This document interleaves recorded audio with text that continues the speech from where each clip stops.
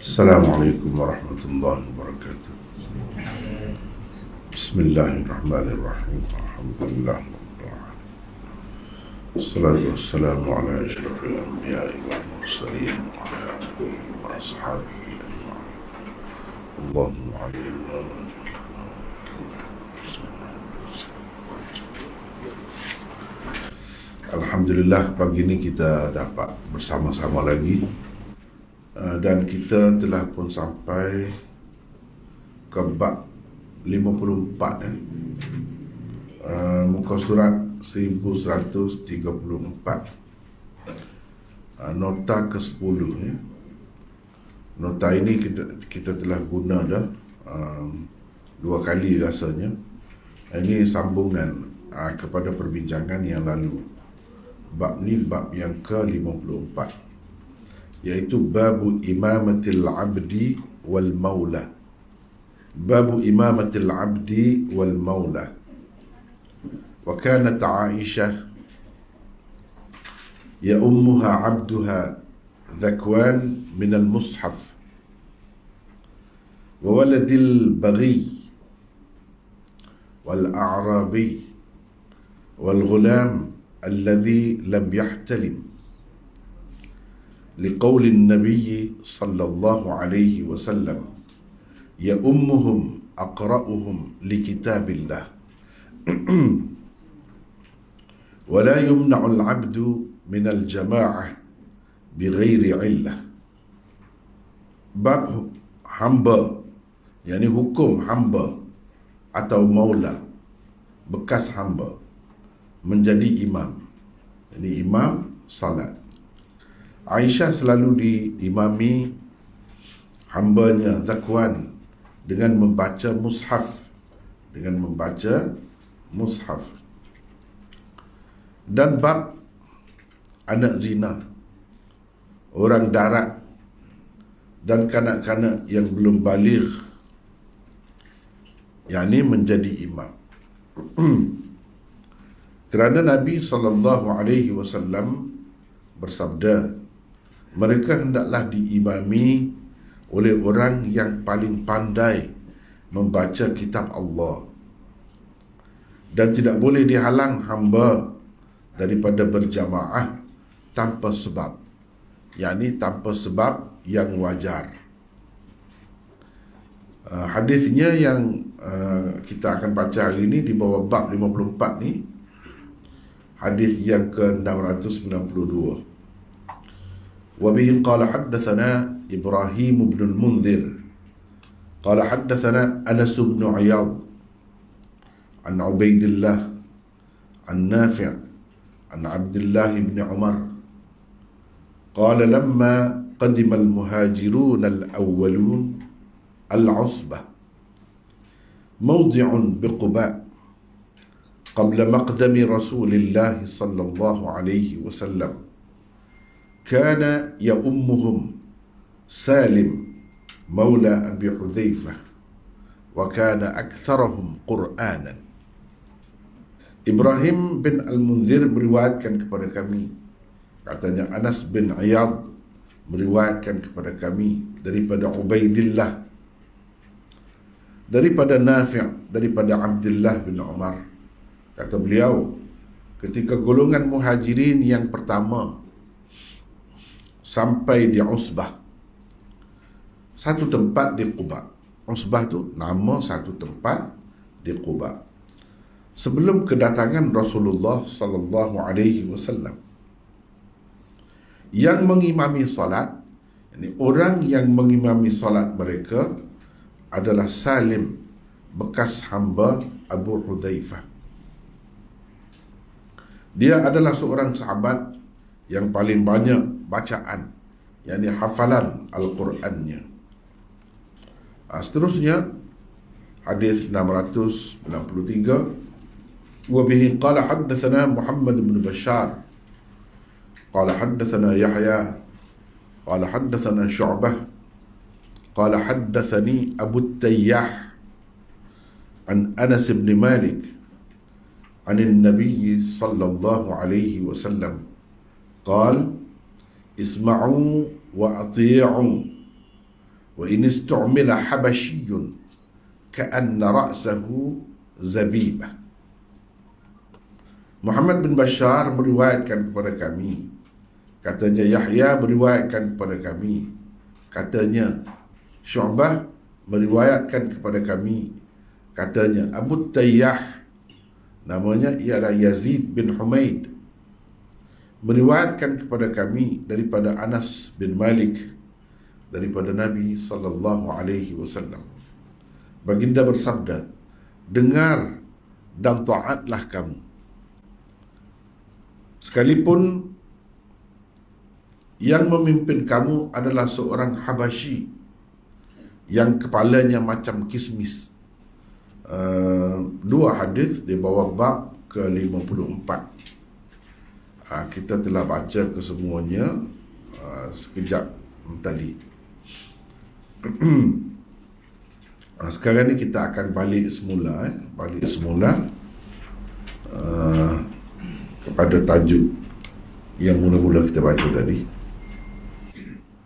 Babu imamatil abdi wal maula. Di sini bab hukum hamba atau maula menjadi imam. Hamba ataupun maula, bekas hamba. Di zaman kita ni tak nampak lah, sebab tak wujud. Tak wujud. Sistem perhambaan sudah tidak ada. Tetapi ketika Nabi SAW diutuskan, sistem perhambaan ini sangat meluas. Boleh dikatakan seluruh dunia pakai sistem tu. Pakai sistem tu seluruh dunia.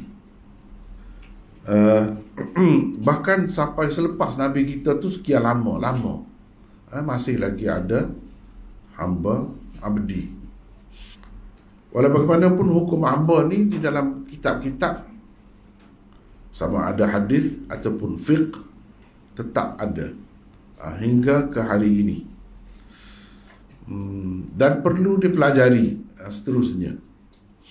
Sebab hukum hamba ini, kalau kita kata sekarang ni tak ada, jadi kita tak perlu belajar, tak boleh begitu.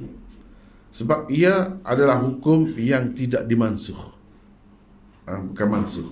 Kalau mansuh tak boleh pakai semua, sampai bila-bila tak boleh. Seperti mansuhnya menghadap kiblat ke arah Baitul Maqdis, itu mansuh, jelas. Jadi ni hamba ni bukan mansuh. Dia dipanggil dalam istilahnya hukumnya mu'allaq, hukumnya tergantung. Mengikut keadaan, seolah-olahnya di sini macam ada isyarat dah sebenarnya. Kenapa ia tidak mansuh? Kenapa Islam tak mansuhkan terus?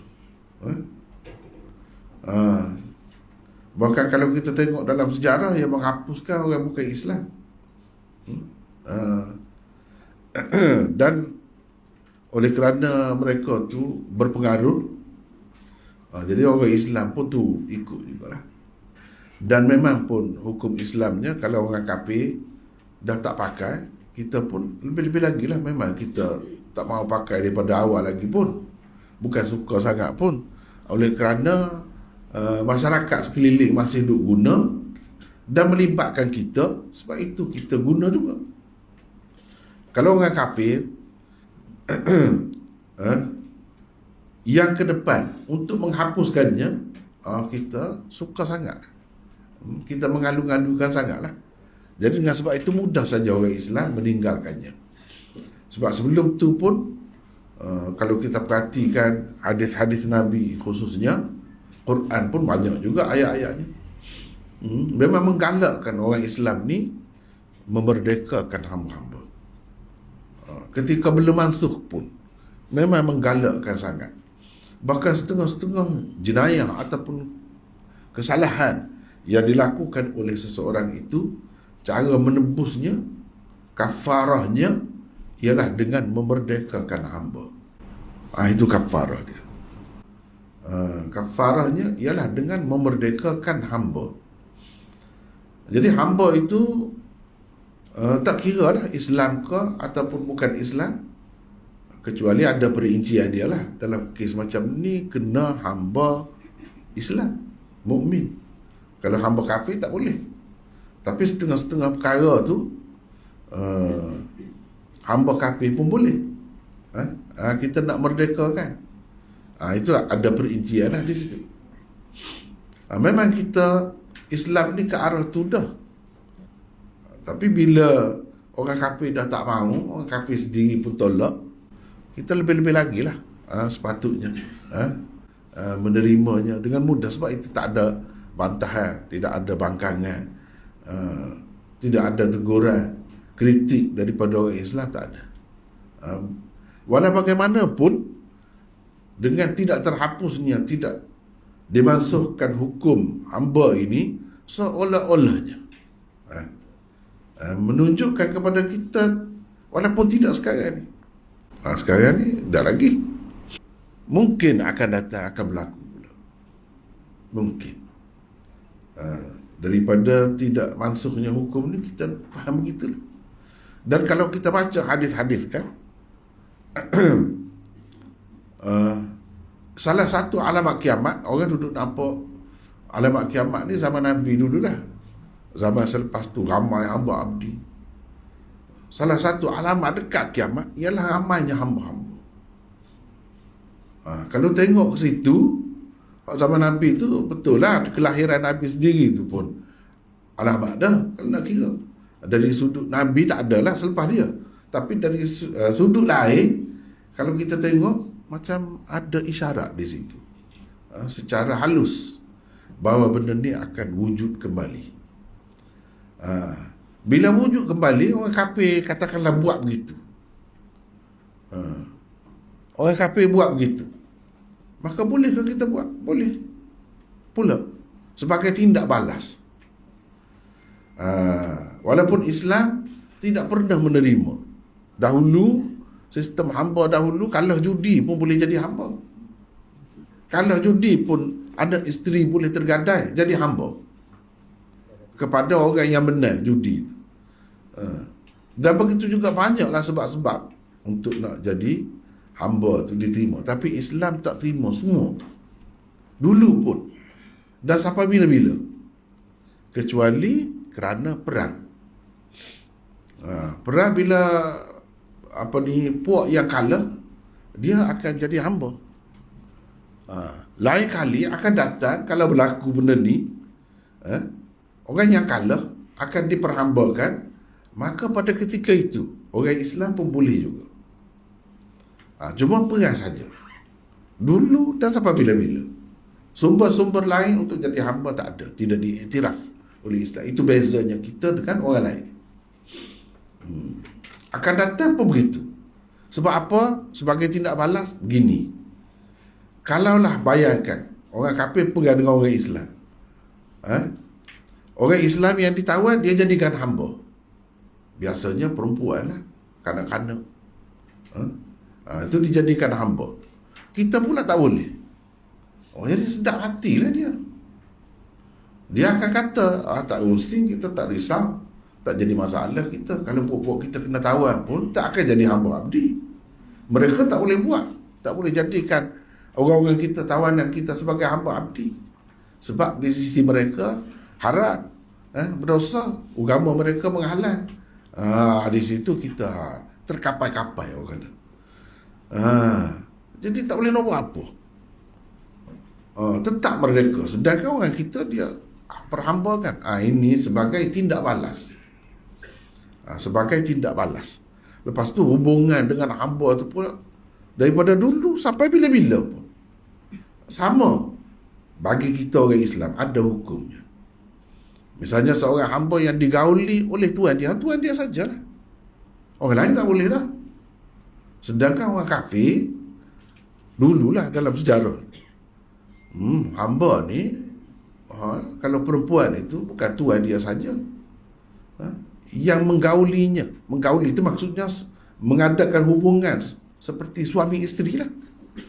Bahkan kalau tetamu dia mari pun, dia bagilah. Hamba abdi dia tu tidur seminggu ke duduk. Gitu lah. Bukan khusus dengan tuan dia saja, atau orang tertentu saja. Itu bezanya. Tapi kalau kita dulu pun, dan kalau berlaku akan datang, tak boleh. Tak boleh. Nanti kita akan bertemu, ada hamba mudabbar, ada hamba mukatab, macam-macam dalam Islam ni. Itu semua tu sebenarnya bentuk-bentuk keringanan dan ke arah pembebasan hamba-hamba. Dan bila seseorang tu, nanti akan datang kita akan bertemu, bila seseorang tu kata, kamu merdeka bila aku mati, tu yang dia kata, itu hamba tu jadi hamba mudabbar. Dia tidak boleh dijual, tidak boleh dia apa, tak boleh. Dan bila tuan dia mati secara otomatik, jadi merdeka. Itu dalam Islam dia ada perincian-perincian macam tu. Hamba mukatab, macam mana? Tuan dia kata, kalau kamu dalam masa setahun boleh bawa kepada aku berapa ribu, kita kata 10,000 ke, kamu pergilah cari, ikutlah, usaha, pandai-pandai kamu lah. Kalau dalam masa setahun kamu boleh bagi sebanyak tu, aku merdeka. Itu dipanggil hamba mukatab. Dan banyak lagi hamba. Kalau perempuan, ummul walad. Ummul walad, hamba yang digauli oleh tuannya, lalu dia dapat anak. Dia tak boleh dah nak jual anak apa, tak boleh dah. Digauli oleh orang lain. Dan bila dia dapat anak dia tidak jadi hamba, jadi merdeka. Dan dia pun lambat laun akan jadi merdeka juga. Itu ummul walad. Jadi banyak pembahagiannya pula tu, dari segi hukum Islam. Ikut mana-mana pun, Islam ni daripada dulu pun ke arah memerdekakan hamba. Dalam Quran pun disebut fakku raqabah. Fakku raqabah. Apa fakku raqabah? Memerdekakan hamba lah. Memerdekakan hamba. Ini kita kena tahulah. Sekarang ni tak ada. Jangan kita kata hamba ni, kalau sekarang ni orang gaji, pembantu rumah, itu bukan hamba. Hamba ni lain. Hamba dalam istilah ni, hadis ke ataupun Quran ke, dalam kitab-kitab fiqh tu, memang boleh dijual, boleh dibeli, boleh diberikan kepada sesiapa, macam mana. Itu hamba. Dia tidak boleh milik apa-apa pun harta. Dia kerja untuk tuan dia. Tuan dia nak suruh buat apa, dia kena buat. Begitulah hamba ni. Jadi hamba yang macam ni, hari ni tak ada. Hari ni tak ada. Maula bekas hamba. Kalau dalam sejarah ramai. Dari satu segi kita yang hidup zaman ni bertuah bernasib baik. Sebab sistem hamba tak ada. Nasib baiklah. Tapi benda kita tak tahu kan. Macam Malaysia dulu, kalau zaman Jepun dulu, teruk masa tu. Orang kita kena dianiaya. Teruk. Tapi ini masa kita tenang pula. Begitulah. Hidup kita tak tahu bila. Kalaulah ada sistem hamba ni, boleh jadi ramai daripada kita ni boleh jadi hamba. Kemudian ada pula yang dimerdekakan jadi maula apa semua ni. Sebab tu kita kata bertuah nasib baik. Orang yang hidup di zaman aman, negara tu aman, sedangkan negara lain bergolak pada masa yang sama. Pada ketika kita ditimpa bencana susah dulu, mereka senang. Jadi keadaan dunia tu tak menentu, berubah-ubah keadaan. Begitu juga dengan sistem ni. Kalau pakai, ramailah jadinya. Jadi hamba. Dan ada pula maula pula, bekas hamba. Nabi kita sendiri berdasarkan sejarah dan hadis, dia ada lebih 100 orang Nabi sendiri. Ada hamba. Sama ada hamba tu dia bebaskan, kebanyakannya bebas. jadilah maula. Sebab itu maula Nabi, dia sebut maula Nabi. Selalu kita berjumpa dalam kitab-kitab hadisnya orang ni maula Nabi dia ni. Sauban misalnya maula Nabi. Maula Nabi ni hamba yang dibebaskan oleh Nabi. Maknanya di situ kita dapat gambaran kan, Nabi ni kaya. Orang yang kata Nabi miskin tak betul. Tak kena tu. Berdasarkan sejarah, sirah tak kena. Sebab kalau kita tengok dari sudut hamba saja tu, dah kalau 100 orang lebih, seorang-seorang hamba tu mahal. Macam kereta lah. Bukan kereta second hand dah. Kereta baru lah, kereta baru. Bayangkan, berapa puluh ribu. Seorang-seorang hamba tu boleh dijual. Tapi Nabi kita mengajar memerdekakan hamba tu, dapat pahala banyak. Dia sendiri buat gitu. Bila merdeka, tak ada dapat duit lah. Percuma lah. Cuma dia dapat walak, orang panggil wala'ul itqi. Walak kerana memerdekakan seseorang. Itu dalam sistem hamba ni. Walak kerana memerdekakan seseorang. Sebab orang yang dijadikan hamba tu dalam Islam kerana perang, dia mari daripada negara lain lah. Mungkin orang kafir atau mari ditawan dalam negara Islam jadi hamba. Bila jadi hamba, dia tak ada keluarga. Bila dia mati, siapa nak dapat pusaka dia? Maula dia, tuan dia yang memerdekakannya. Kalau tuan dia jual dia, tak dapat pusaka tu. Kalau dia tak ada keluarga, kalau dia ada keluarga dia lah. Ayah dia ke kena tawan sekali, mak dia ke, itulah ya dapat pusaka dia. Tapi kalau tak ada sesiapa, maka orang yang memerdekakan hamba itulah yang berhak mendapat pusakanya. Kemudiannya kalau dia jadi kaya lah, dia berniaga, dia apa, dia jadi kaya, dia mati tak ada keluarga, dia seorang-seorang. Sebab kita kena ingat, hamba ini dalam Islam adalah hasil tawanan perang semata-mata, tak ada lain. Bila perang, maknanya mari daripada lain. Boleh berlaku, banyak berlaku. Itulah kalau dalam hadis kita bertemu al-wala'u liman a'taqa, atau innamal wala' liman a'taqa. Wala' hanya kepunyaan orang yang memerdekakan hamba. Maksudnya hak wala', hak mendapat pusaka daripada hamba yang dimerdekakan, itu hanya hak orang yang memerdekakannya. Kalau orang tu jual, dia tak dapat apa, dia tak ada apa-apa keistimewaan, dia tidak berbudi apa-apa kepada hamba tu. Tapi kalau memerdekakan hamba, memang berbudi. Hamba tu akan mengenal dia sampai bila-bila. Bahkan dalam sistem Islam ni, kadang-kadang dia misalnya yang memerdekakan dia tu Hashim.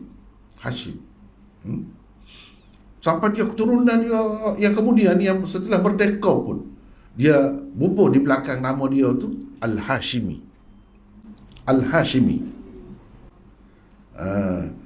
Dia katakanlah Abdullah bin Ahmad Al-Hashimi, anak kepada Abdullah tu pula Khalid bin Abdullah bin Ahmad Al-Hashimi, anak kepada Khalid tu pula, seterusnya tu 10 generasi pun Al-Hashimi semacam. Orang kita kata Al-Hashimi berterusan. Di situ orang keliru ramai. Apa yang berlaku hari ni, benda ni ada juga ni. Tapi kalau orang tak belajar, dia tak nampak benda ni. Di situlah mengaku keturunan Bani Hashim. Pula. Padahalnya kalau ia pun mungkin Al-Husaini, Al-Hasani, macam-macam. Kalau ia pun mungkin nenek moyang dia tu dimerdekakan oleh Sayyidina Hasan atau oleh Sayyidina Husain. Lalu anak cucu dia sebut Al-Husaini, Al-Hasani. Mungkin begitu, bukan anak cucu sungguh, bukan anak cucu nasab, tidak. Jadi selepas nama tu bila disebut nisbah, isim nisbah dipanggil, macam Al-Hashimi, Al-Husaini, Al-Hasani, Al-Alawi, Al-Fatimi, macam-macam. Kena ingat pada tu. Kadang-kadang dia ambil kesempatan seolah-olah dia ni anak Hussein, Sayyidina Hussein. Padahalnya begitu saja. Padahalnya Hussein yang memerdekakan nenek moyang dia. Kalau betul, maknanya bukan keturunan Hussein. Kadang-kadang Hussein lain, bukan Hussein, Sayyidina Hussein tu masalahnya. Hussein lain. Memang bukan seorang tu saja Hussein dalam dunia ni. Cucu Nabi tu saja. Hussein lain. Dia mengelirukan. Orang akan punya agak dia anak cucu Nabi, padahal dia Hussein lain.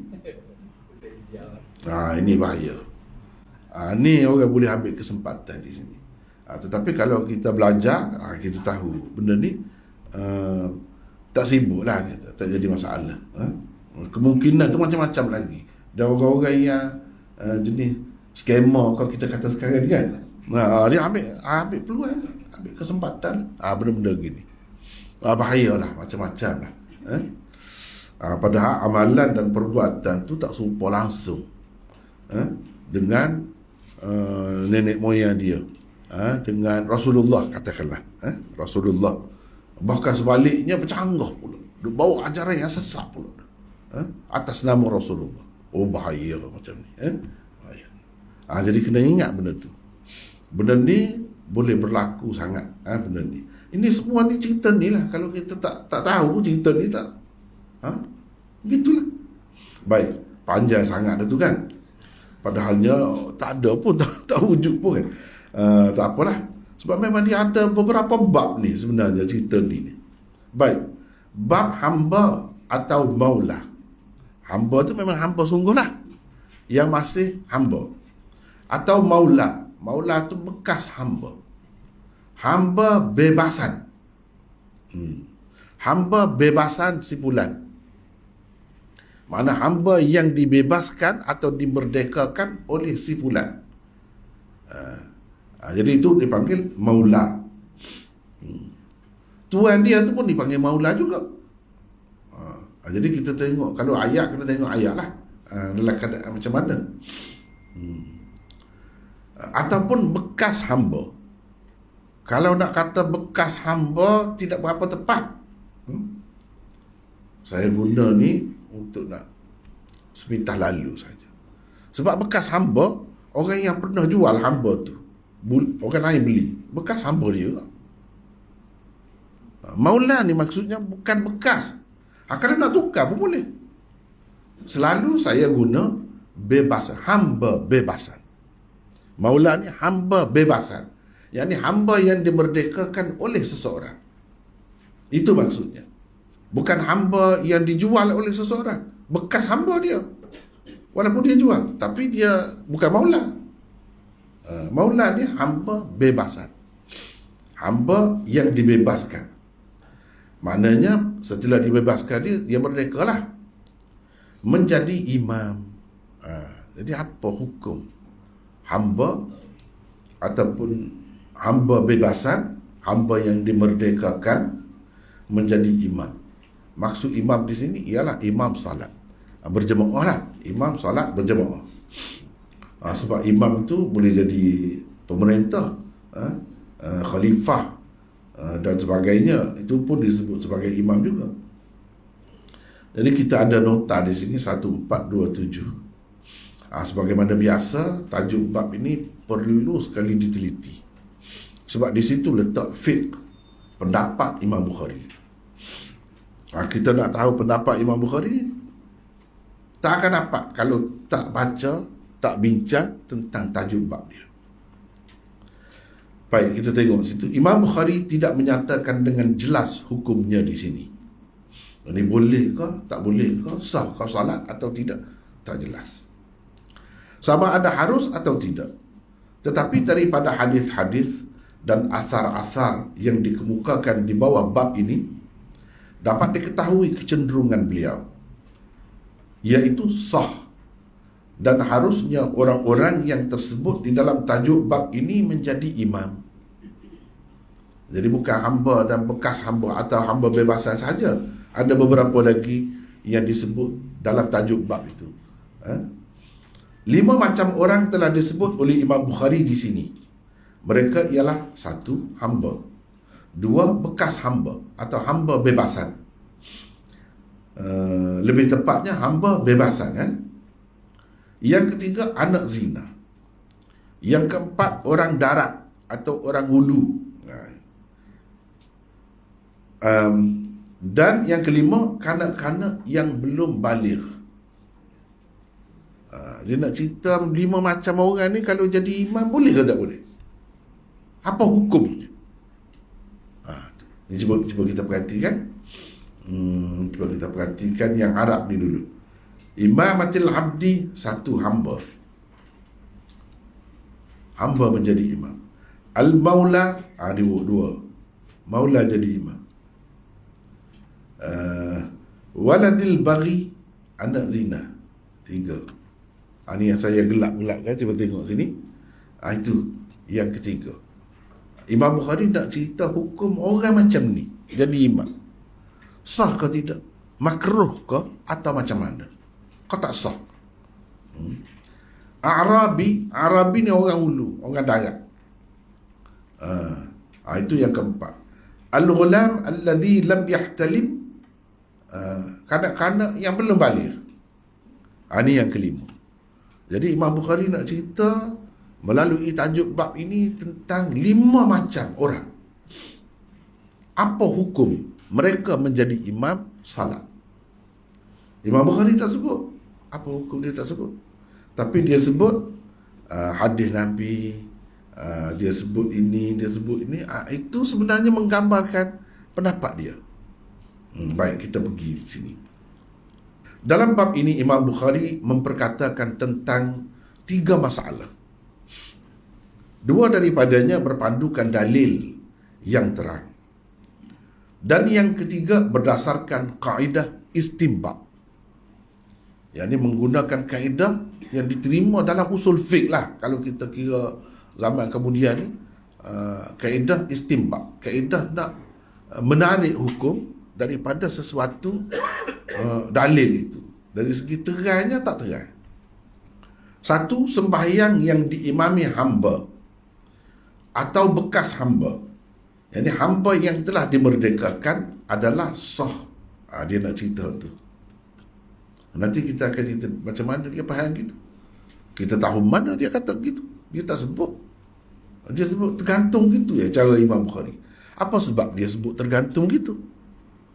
Dia tak sebut terus-terus kenapa? Dia ada semua, dia ada semua. Biasanya Imam Bukhari dia tak sebut tu hukum tu, dia nak cerita ada khilaf. Berhubung dengan masalah tu ada khilaf.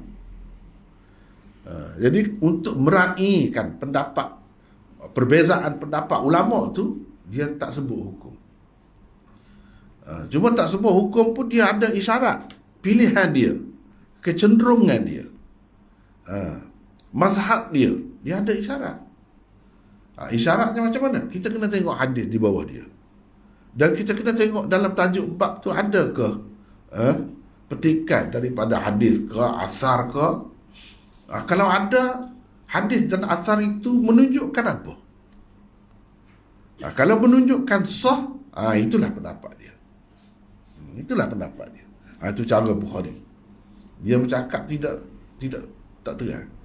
Tetapi tak terang pun orang yang faham juga. Supaya penyajak lah kita kata. Bahkan hak dia cakap tu lebih dalam lagi daripada orang lain. Orang lain tulis kitab besar, dia 2-3 je saja dia. Tetapi orang yang faham tu faham. Bukan senang juga nak faham kan. Bukan semua orang juga. Kena belajar jugalah. Kita kata kena belajar kat lah. Kalau tak belajar tak boleh, tak nampak. Dalilnya ialah Aisyah. Ini dalilnya.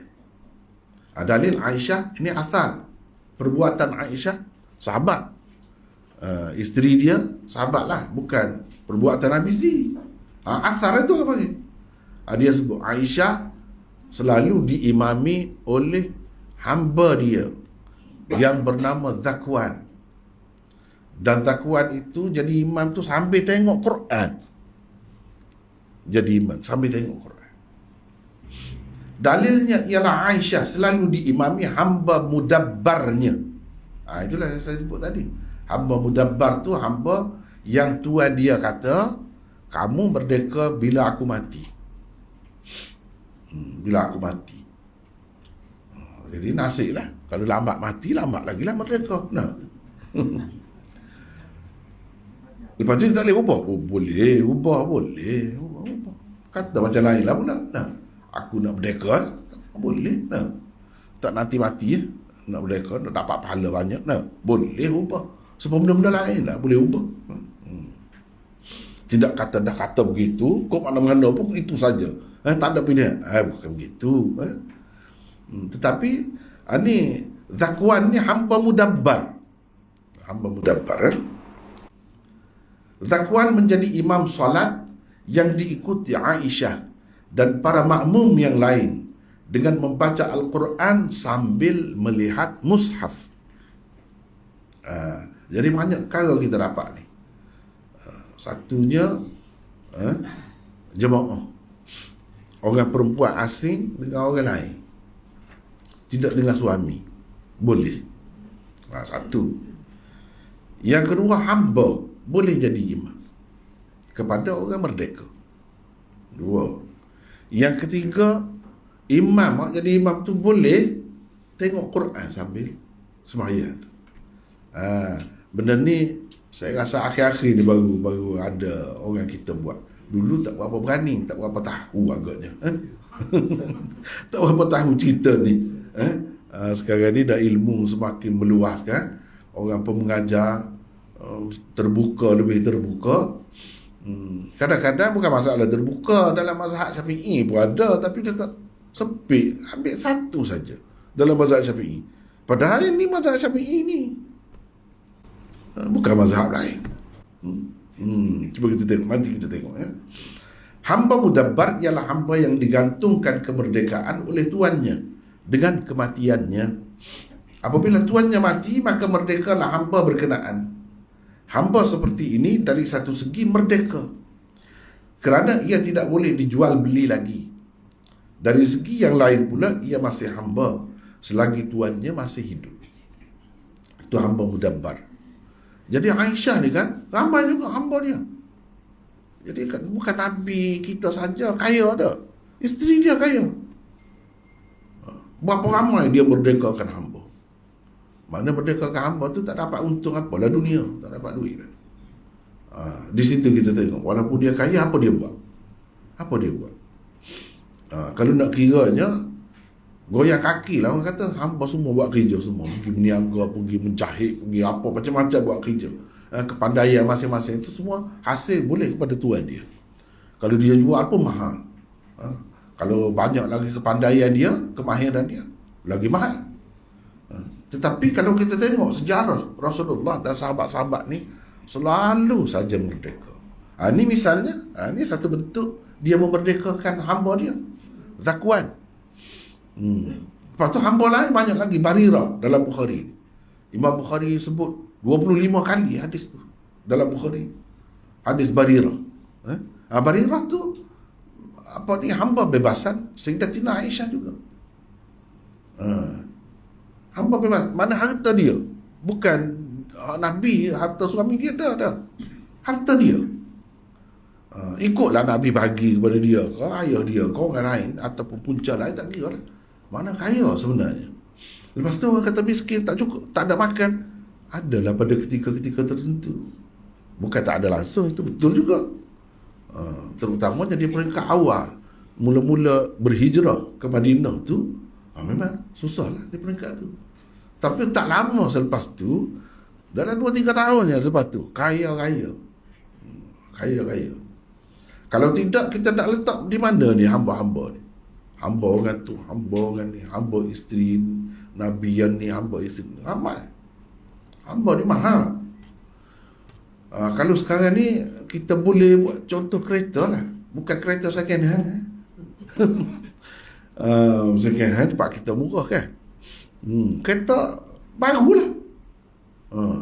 Ada yang harga 100,000, ada yang berpuluh-puluh ribu.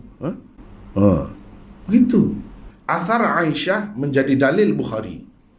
Jadi Imam Bukhari dia mari athar Aisyah tu bukan saja. Itu dalil dia tu. Dalil dia. Menjadi dalil Bukhari tentang sahnya salat yang diimami hamba atau bekas hamba. Bekas hamba. Kena faham, jangan lupa dah, bekas hamba tu saja saya guna begitu. Sebenarnya maksudnya hamba bebasan. Hamba yang diberdekakan oleh seseorang. Panjang lah jadi. Maula.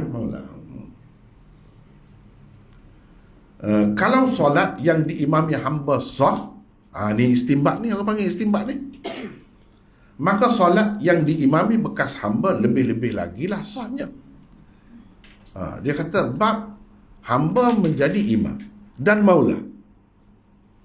Maula. Apa ni contoh hamba? Athar Aisyah. Lepas tu contoh maula tu boleh. Dia kira lakukan istinbat berdasarkan kaedah istinbat yang kita sebut tadi. Yani min babil aula. Kalau hamba boleh menjadi imam, bekas hamba dah merdeka, tidak hamba lagi lah boleh.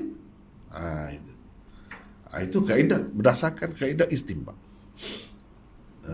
Imam Bukhari kata boleh sah kedua-duanya. Yang kedua, anak zina, orang hulu atau orang darat, ataupun dalam bahasa Arabnya yang asalnya A'rabi. Dan kanak-kanak yang belum baligh juga harus menjadi imam. Harus bahasa Melayu kita lah, bukan harus Indonesia.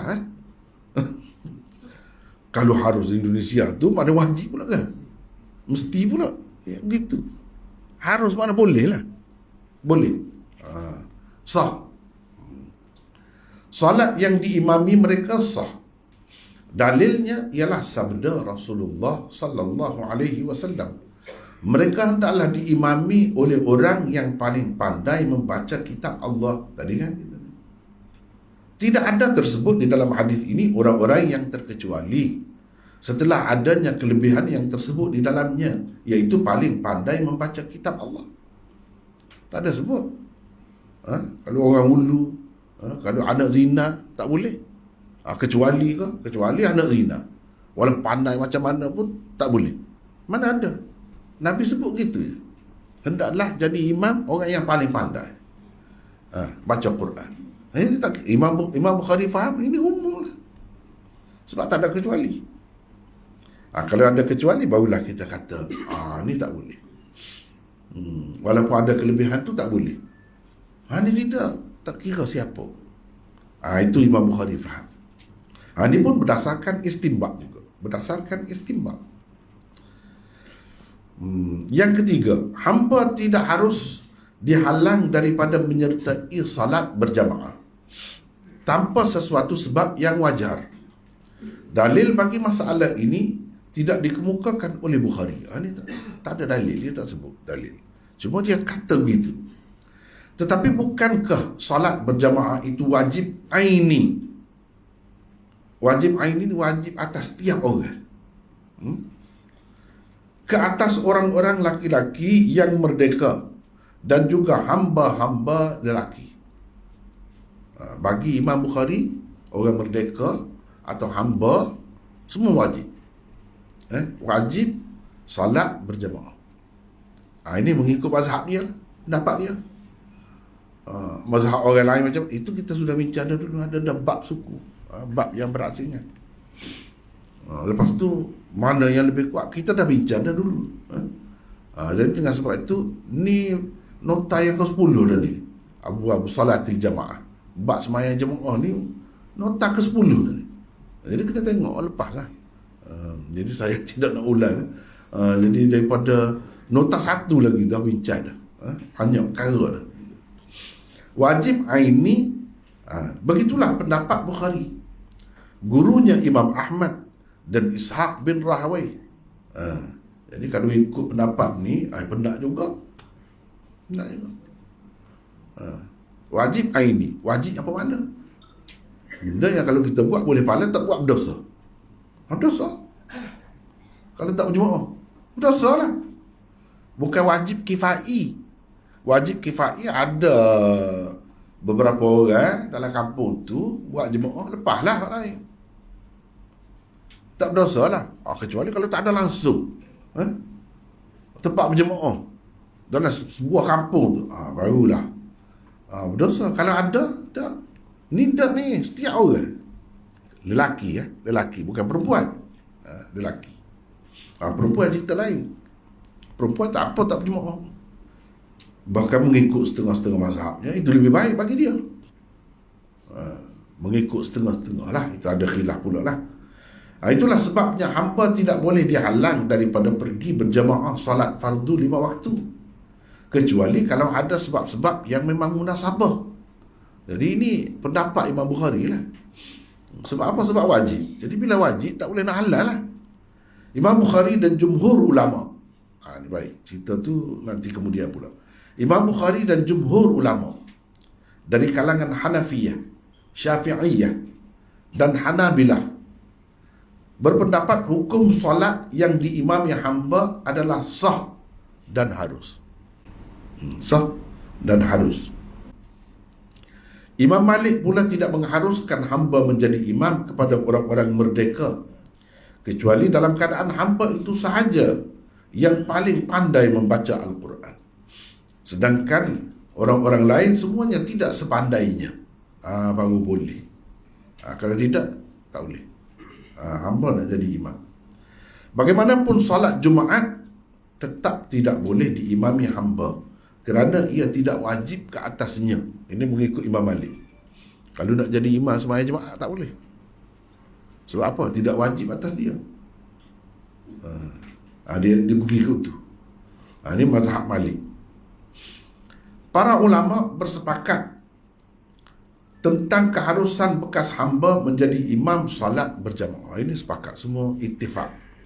Kalau bekas hamba atau hamba yang dibebaskan, dimerdekakan, itu memang boleh menjadi imam mengikut semua mazhab. Mana-mana pun boleh. Baiklah.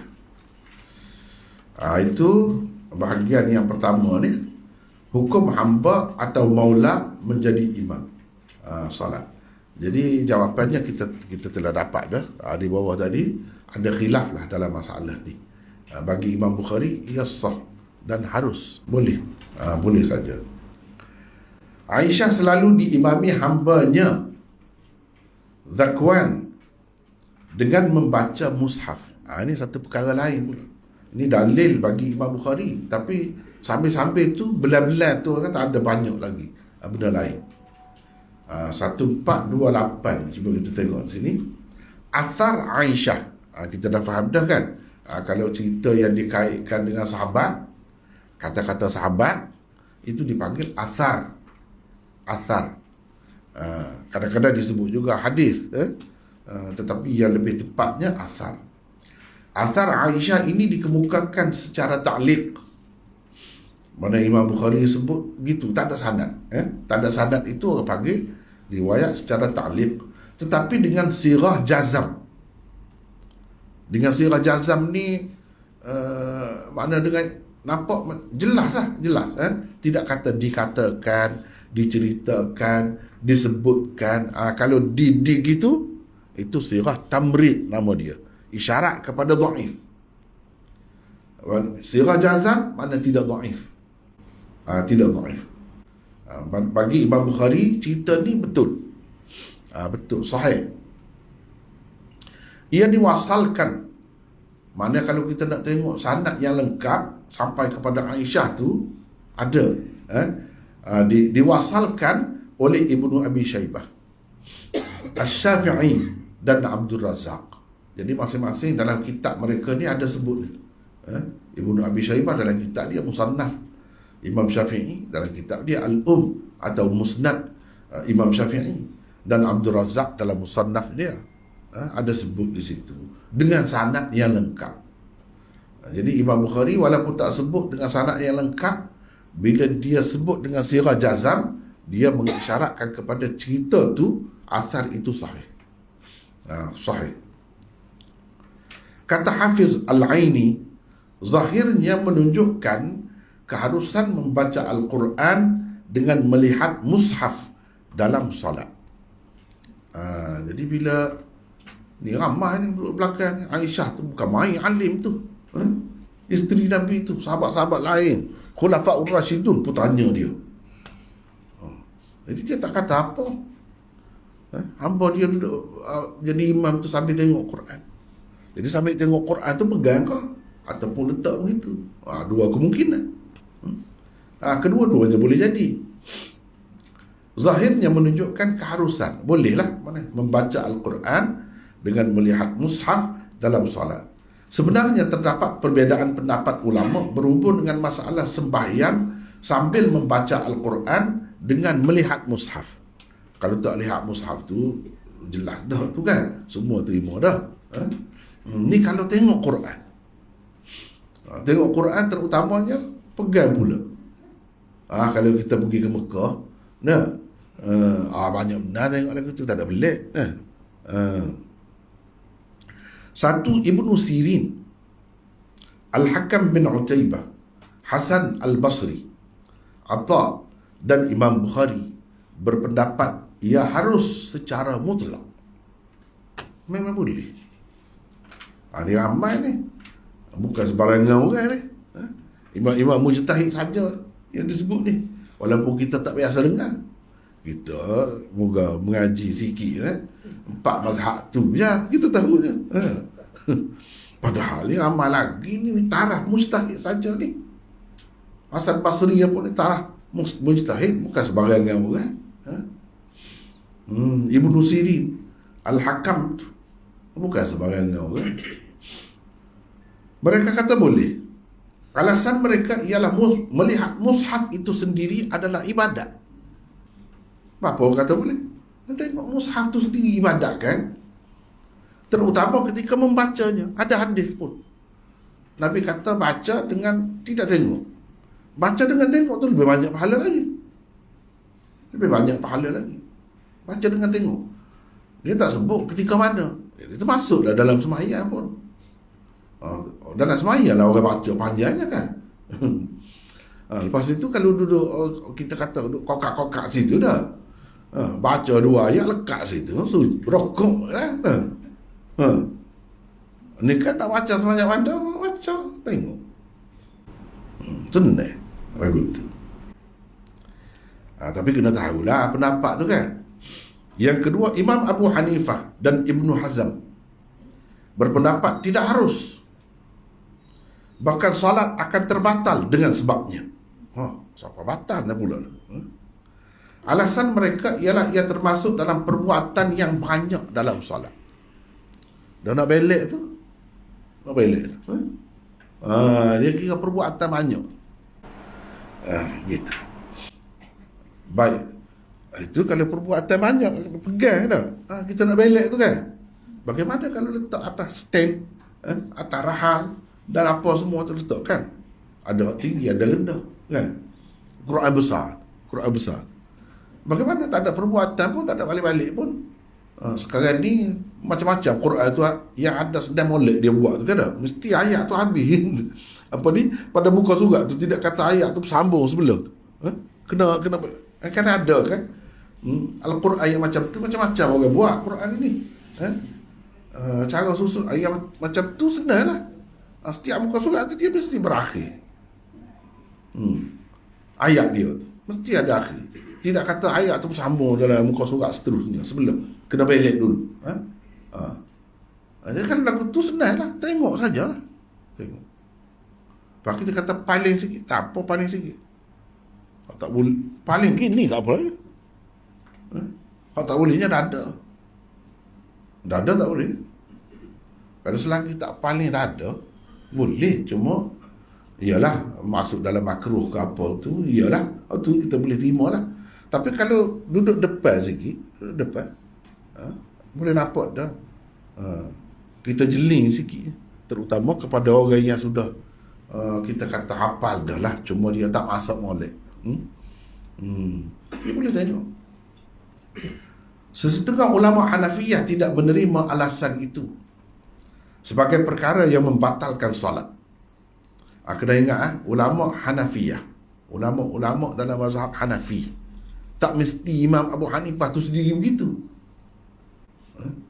Syafi'iyah kadang-kadang tak mesti Imam Syafi'i pun berpendapat begitu. Ulama-ulama dalam mazhab Syafi'i. Tu kena fahamlah tu.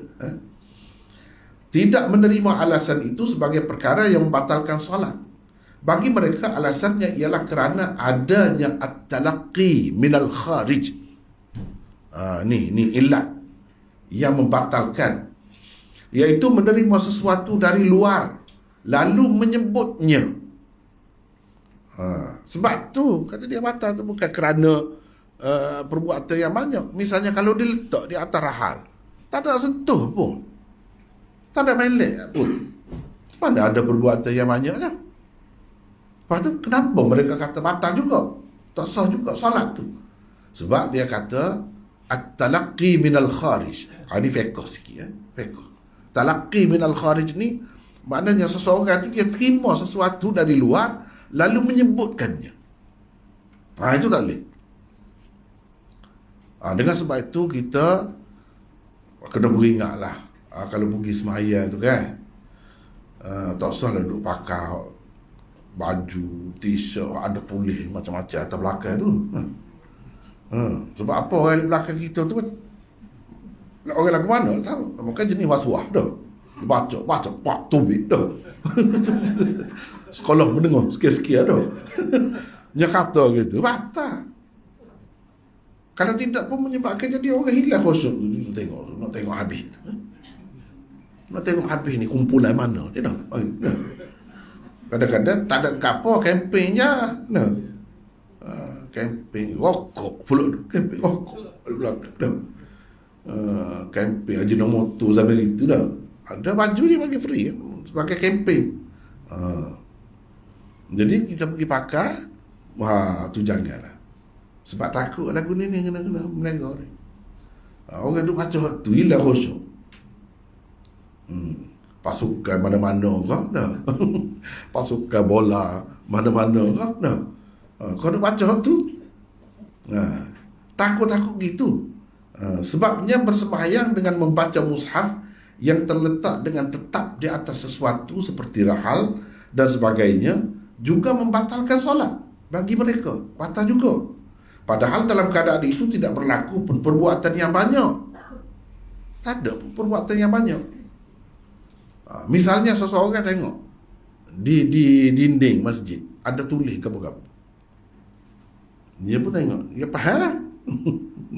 Ikutlah terjemah ayat kau apa dia tak sebut, tak apa. Tapi dengan sebab dia tengok tu, dia pun sebut. Sebut tu. Kalau dia tengok, batal semaya. Kalau mazhab Hanafi. Ya, main. Tak kira hadis kau, Quran kau, bahasa Arab kau, tak boleh. Tak boleh berlaku. Sebab apa dia pakai talaqqi minal kharij. Mana terima daripada luar, lalu kita sebut. Kau kita tengok tu. Kalau tengok saja tak apa. Tengok saja. Pak kita faham lah apa-apa. Tengok saja. Kadang-kadang dalam masjid dia ada tulis apa ni Quran, baca ada terjemahan pun.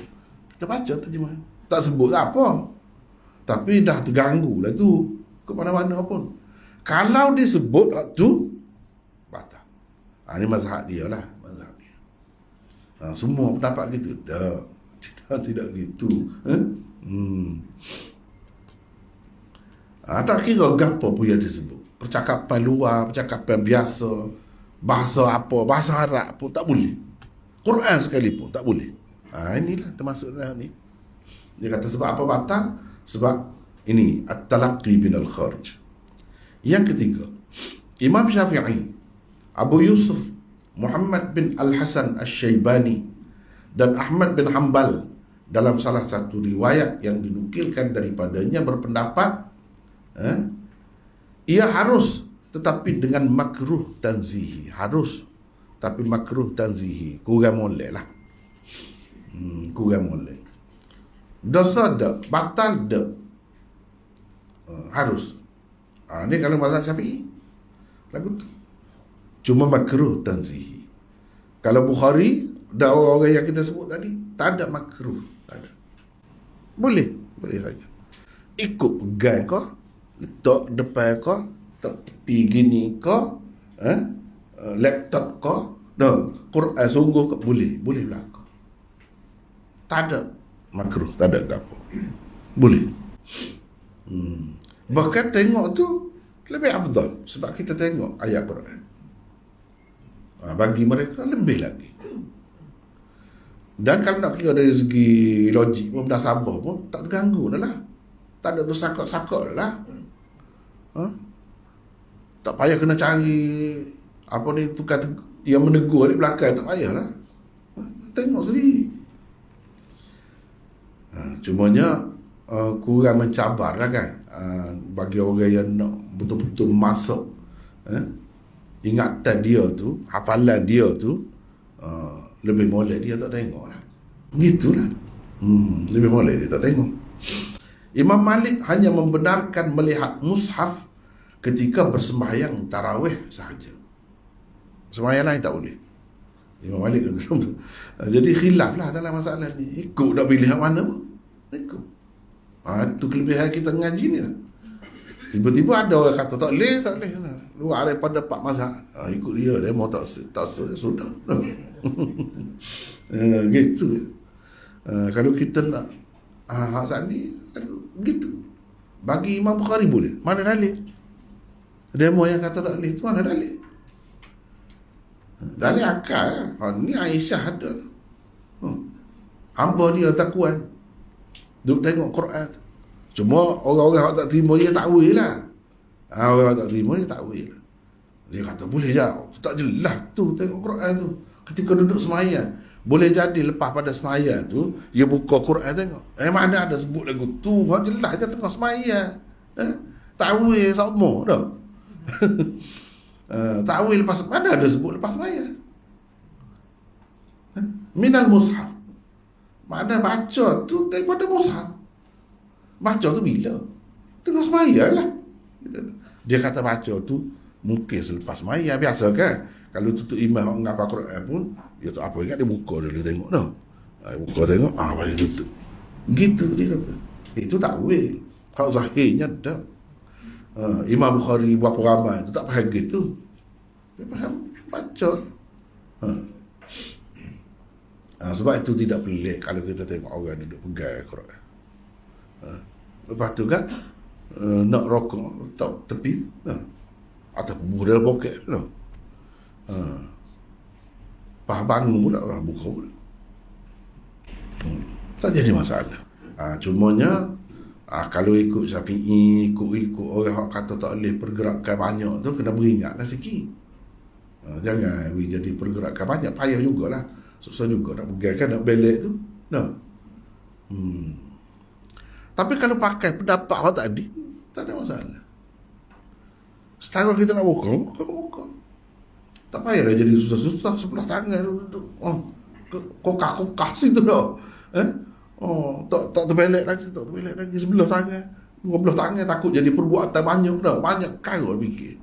Ni pegang buka. Nak mana nak buka. Begitu. Kalau orang mazhab Ahmad, dia lagi terbuka lagi lah. Dia kacik, ambil kacik. Supaya tidak itu kan kena angin ke apa.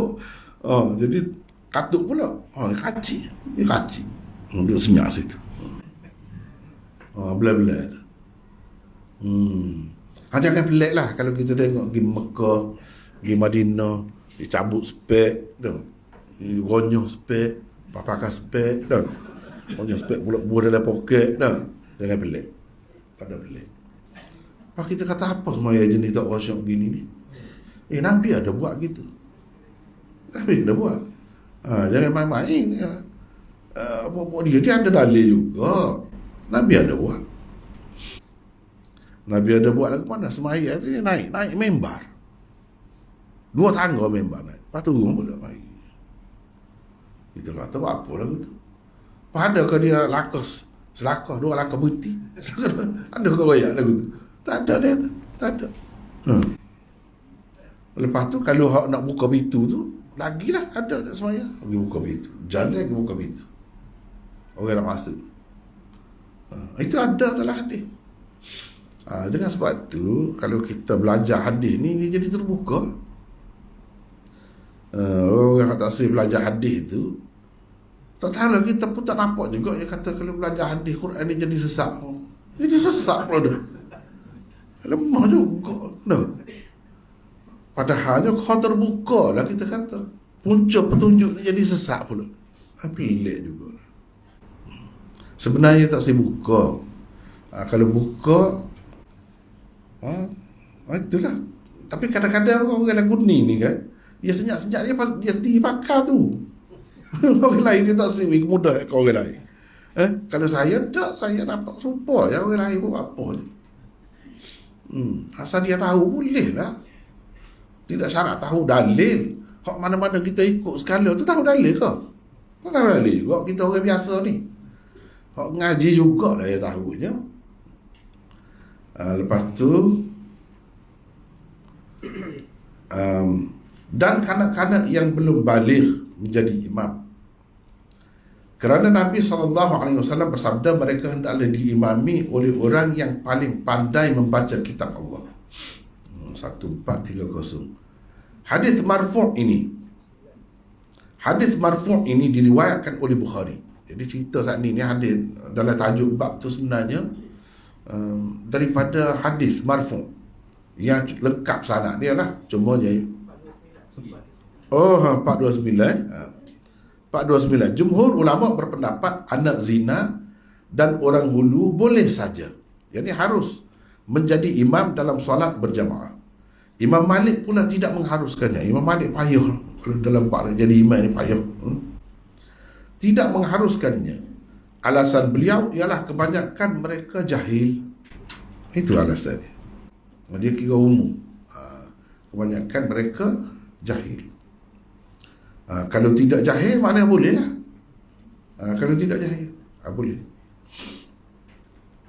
Lepas tu ni hadis tadilah. Hendaklah menjadi imam paling banyak ingat Quran itu.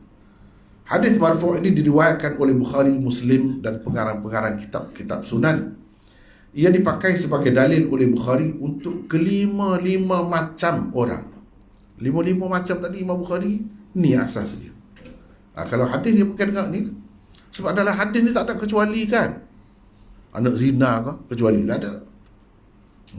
Orang hulu ke? Tak ada. Tidak kira ia merdeka atau hamba, merdeka sejak asal lagi atau baru dimerdekakan, anak zina atau anak yang sabit keturunannya, orang kampung, orang hulu atau orang bandar, dan telah balik atau belum balik, semua boleh asalkan dia pandai Quran dan dia tahulah apa yang membatalkan solat, apa semua dia tahulah, rukun apa tu dia tahu. Itu syaratnya. Dan kalau dia pandai baca Quran, bahkan dia lebih utama daripada orang lain, walaupun budak pun. Ada hadis juga, ada hadis juga. Nanti kita tengok. Siapapun daripada mereka yang lebih banyak ingat Al-Quran, maka dialah yang lebih berhak menjadi imam. Dan sembahyang yang dipimpinnya adalah sah. Itulah pandangan Bukhari tentang mereka. Pandangan Imam Bukhari gitu. Sebab kalau kita tengok anak zina, apa kesalahan mak pak dia? Dia tak ada salah apa. Dia orang biasa, orang ramai-ramai. Kalau dia pandai Quran pula, orang lain tak pandai. Jadi tak ada lah kelebihan dia tu. Kalau ada kelebihan gitu pun tak lebih juga daripada orang lain. Ini menunjukkan orang yang ada Quran, ingat Quran itu di sisi agama kita nya ada kelebihan dia. Yang tersendiri, ada kelebihan yang tersendiri. Jadi sehingga kalau dia ada kekurangan dari sudut lain pun, kelebihan tu menyebabkan dia mengatasi orang lain. Katakanlah budak kecil, umur 6 tahun, 7 tahun, jadi tu imam. Di belakang dia tua-tua, tapi tua-tua pun keluar Allah lah, ingat. Jadi budak tadi hafal Quran, jadi dia boleh jadi imam. Dia boleh jadi imam. Ini menunjukkan baca Quran, baca surah, ayat-ayat yang panjang itu ada kelebihan tersendiri. Sebab kalau sekadar nak baca surah yang pendek-pendek tu, kita kata semua orang boleh. Semua orang boleh. Para ulama berbeza pendapat tentang harus atau tidak kanak-kanak yang belum baligh menjadi imam. Kata Hafiz Al-Aini, kanak-kanak yang disebut Bukhari dalam tajuk bab ini zahirnya merangkumi remaja dan bukan remaja. Daripada persembahan Imam Bukhari dapat difahami bahawa beliau mengharuskannya, boleh kadang-kadang. Dan itulah juga mazhab Syafi'i. Mazhab Syafi'i boleh. Sebab tu di tempat kita ni ramai juga tak boleh. Ada orang tak geng-geng kata. Sebab memang mazhab Syafi'i. Menurut mazhab Abu Hanifah, solat fardu tidak sah di belakang kanak-kanak. Tu kena tahulah. Kalau ada yang pandai mengaji, orang tua, orang yang sudah balik, nak utamakan dia lah. Sebab nak jaga ni merangi mazhab apa semua ni. Sebab ada kata tak sah. Itulah juga pendapat Malik, Ahmad dan Ishaq. Berhubung dengan salat sunat, terdapat dua riwayat daripada Abu Hanifah. Imam Ahmad berpendapat kanak-kanak harus menjadi imam dalam salat sunat sahaja. Sembahyang fardu tak boleh. Bagi dia.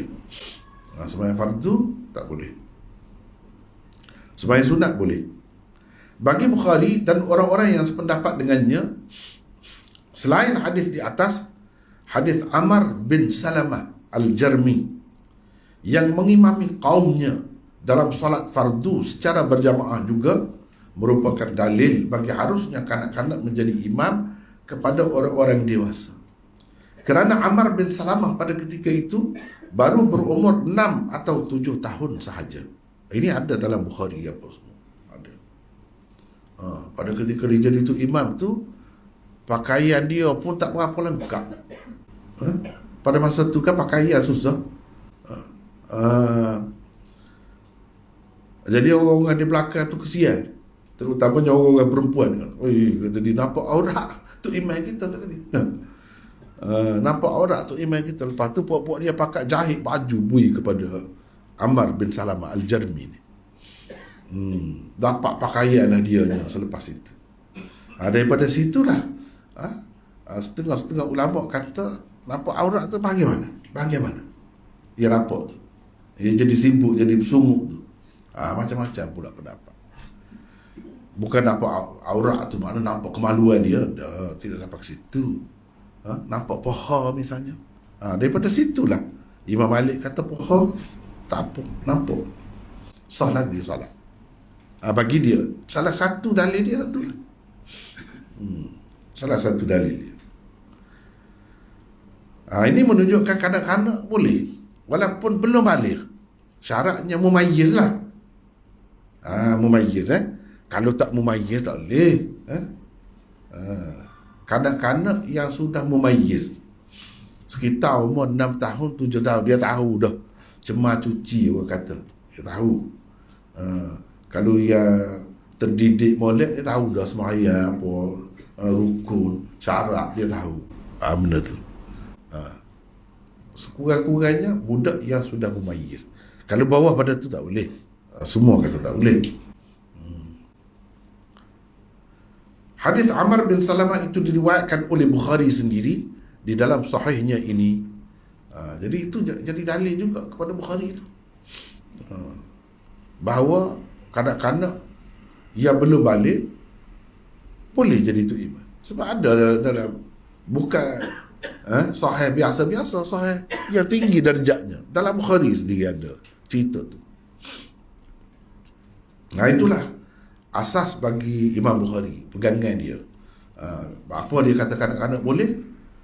Ni lah antara hadis tadi. Asal pandai baca, siapa yang lebih pandai baca, dia tak sebut tu, termasuklah kanak-kanak. Tapi kalau nak yang lebih terang lagi, ni cerita Ammar bin Salamah. Dan Nabi SAW tak suruh orang yang ikut dia tu ulang semula kau sembahyang dia qadha ke apa kau, tak ada. Bahkan Nabi SAW bila diceritakan itu mentakrirkannya. Mentakrirkannya, mana terima, tak kata apa. Tak kata apa. Itulah pegangannya. 1431, dan tidak boleh dihalang hamba daripada berjamaah tanpa sebab. Tanpa sebab itu mana? Tanpa sebab yang wajar. Kata-kata ini bukan hadis muallak. Ini bukan hadis. Ia hanya kata-kata Imam Bukhari sendiri. Kadang-kadang Imam Bukhari dia masuk pendapat dia, kata-kata dia sendiri. Dia bukan petik daripada mana-mana pun. Macam tadi tu dia petik hadis, dia petik asar. Ni tak ni. Ni dia kata sendiri. Walaupun seseorang tuan yang memiliki hamba berhak terhadap hamba, namun dia tidak berhak menghalang hambanya daripada pergi bersembahyang dengan berjamaah. Dia tak boleh halang tu kata. Walaupun dia ada hak terhadap hamba. Kerana sembahyang fardu dengan berjamaah itu menurut Bukhari wajib juga atas hambanya, sebagaimana ia wajib atas tuannya. Wajib. Jadi bila yang wajib, hak Allah tu berkait dengan hak Allah, jadi tak boleh nak halang dia. Tak boleh. Dan sembahyang itu adalah hak Allah terhadap manusia. Maka perlulah diutamakan hak Allah daripada hak manusia. Mengikut dia gitulah. Sebab bagi dia, kita kena ingatlah, bagi Imam Bukhari, sembahyang jemaah tu fardu, sembahyang fardu dah. Secara berjemaah itu wajib aini. Tak sembahyang dengan berjemaah berdosa. Sembahyang seorang sah ke tak sah? Sah. Bagi dia sah. Cuma tak sembahyang dengan berjemaah itu berdosa. Sembahyang seorang sah. Sah. Tapi berdosa lah sebab tak sembahyang jemaah tu. Begitu. Kalau mazhab Zahiri lagilah parah. Syarat supaya air sembahyang, tak ada air sembahyang, mana boleh nak sembahyang. Jadi jemaah tu syarat. Mana kalau tak berjemaah, tak sah sembahyang ke mana-mana. Sembahyang seorang tak boleh. Lepas tu lah ke mana? Kita kata kita terlepas subuh dah. Terbit matahari dah, kita tak sembahyang. Paling ke mana? Sembahyang seorang tak sah. Kena panggil orang sembahyang dah. Dia mari sembahyang jemaah dekat kita. Lagi berat. Kalau Imam Bukhari sah lagi. Cuma berdosa. Ni kalau mazhab Zahiri tak sah terus. 1432 ni kita dah masuk hadis. Ceritanya Abdullah bin Umar kata, ketika golongan muhajirin yang pertama sampai di Usbah, ini dipanggil as-sabiqunal awwalun. Hak mula-mula masuk Islam, hak mula-mula hijrah. Usbah tu apa? Nama satu tempat di Quba. Sebelum kedatangan Rasulullah tak pergi lagi. Ramad dah pergi berhijrah. Orang yang mengimami solat mereka adalah Salim, bekas hamba Abu Hudzaifah. Bekas hamba ataupun hamba bebasan Abu Hudzaifah. Tadi dalam tajuk tadi hamba maula. Maula tu ada dalam hadis ni, bawah bab ni. Ini maula ni, Salim maula Abi Hudzaifah. Dia jadi tu imamnya. Jadi Imam Bukhari kata ini bukti bahawa maula boleh jadi imam. Setengah-setengah kata pada ketika itu memang dia tu maula, kemudian pada ketika itu dia masih hamba. Kalau macam tu mana hamba pun boleh jadi imam jugalah. Kalau maula tu lepas pada tu dia jadi imam juga. Kesesuaian hadis ini dengan tajuk babnya terletak pada kata perawi, yakni Ibnu Umar, kana ya ummuhum Salim maula Abi Hudzaifah. Orang yang mengimami salat mereka adalah Salim, bekas hamba Abu Hudzaifah. Ia menunjukkan hamba boleh menjadi imam salat fardu dengan berjamaah. Salatnya adalah sah pada ketika isu Salim belum lagi dimerdekakan. Selepas dia dimerdekakan, dia jadi imam juga. Jadi ini dalil bagi Bukhari bahawa hamba dan maula boleh menjadi imam. Kalau dia ada kelebihan lain, ada kelebihan lain lah pula. Kalau dia sama dengan orang lain saja pun boleh, sah. Bukan sampai tak sah, tidak. Kalau dia pandai mengaji Quran, dia alim pula, lagilah tu. Itulah yang kita dapat faham daripada hadis ini. Yang orang yang mengimami salat mereka adalah Salim bekas hamba Hudzaifah. Di mana dia Usbah tu? Mana sahabat-sahabat yang baru mari pun duduk belakang dia. Dia lah jadi imam. Sahabat-sahabat Ansar memanglah baru Islam. Dia sebab apa? Sebab dia ingat Quran banyak. Itu kelebihan. Dia ingat Quran lebih daripada orang lain. Dia adalah seorang sahabat yang paling banyak bacaan, yakni hafalan Al-Qurannya. Sebab itu diutamakan dia daripada orang lain.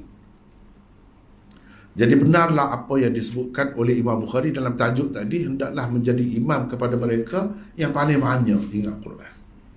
Dalam hadis ni pun, hadis yang musnad di bawah tajuk ni, yang sanadnya ada lengkap ni pun begitu juga, menunjukkan kenapa dia tu dijadikan imam, padahal dia tu hamba, dan kemudiannya bekas hamba, sebab dia lebih banyak hafal Quran, lebih banyak bacaan Qurannya. Lepas tu hadis seterusnya 693, riwayat daripada Anas, daripada Nabi SAW, baginda bersabda, dengar dan taatlah kamu, isma'u wa ati'u, kamu kena dengar dan taat, sekalipun yang memimpin kamu adalah orang Habasyi. Habasyi itu orang kita panggil Habsyah. Lah ni nama dia Ethiopia. Hak tu lah.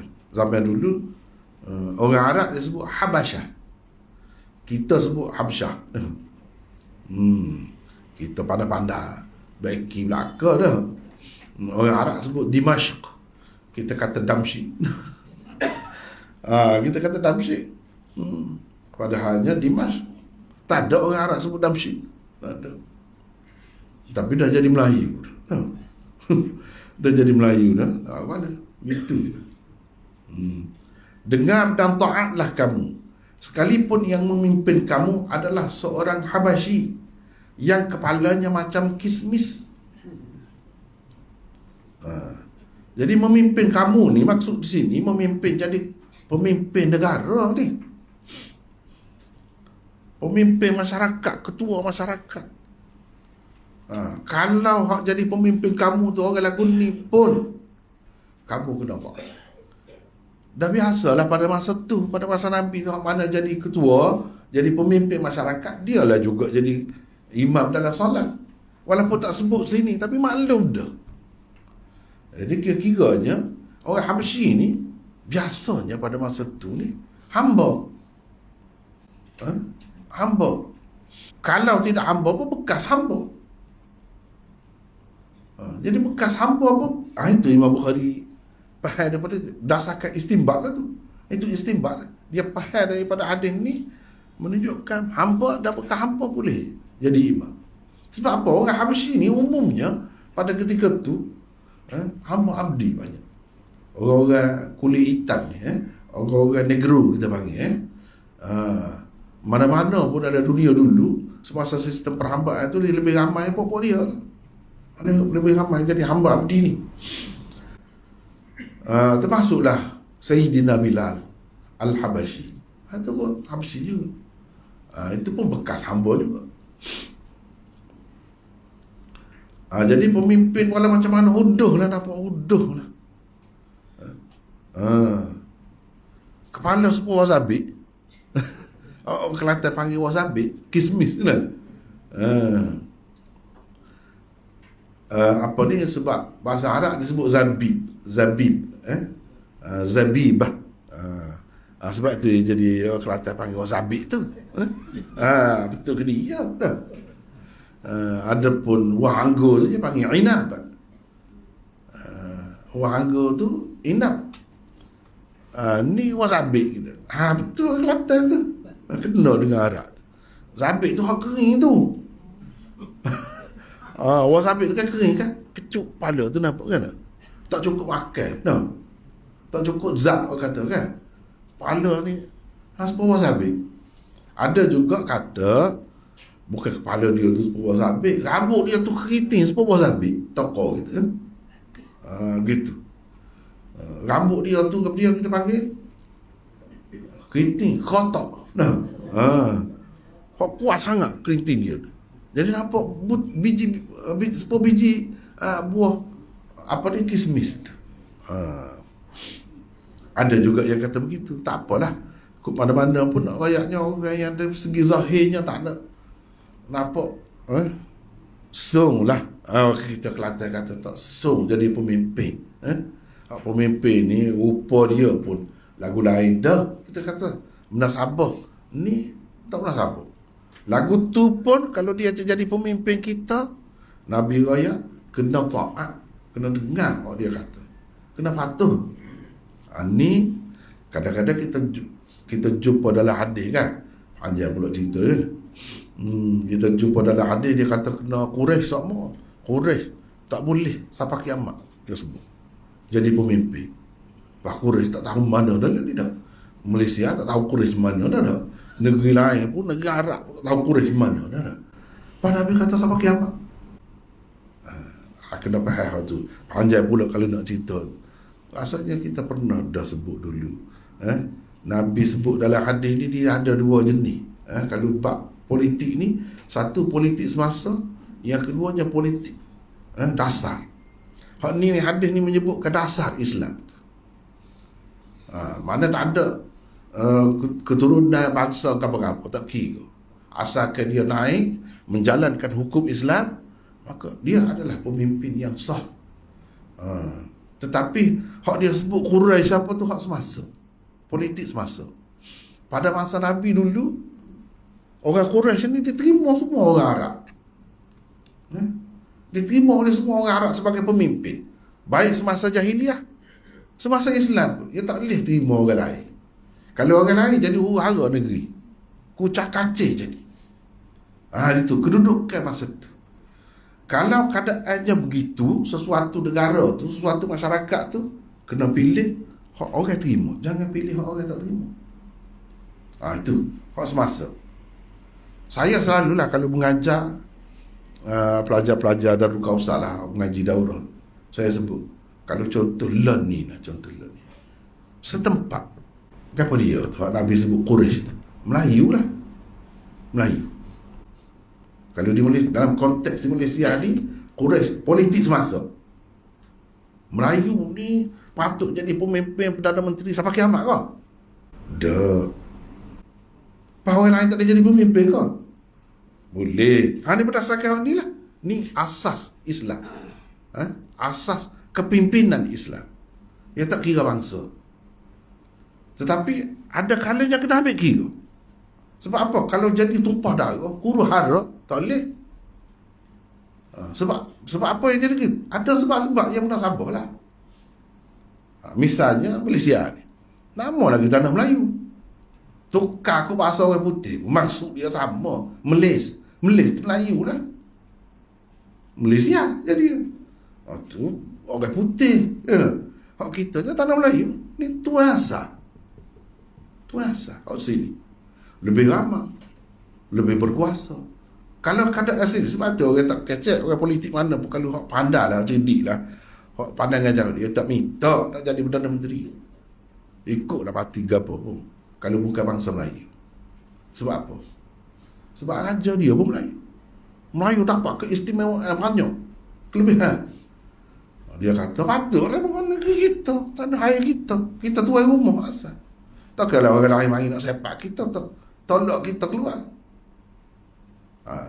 Dan kalau nanti orang lain jadi mana? Tak ada lama.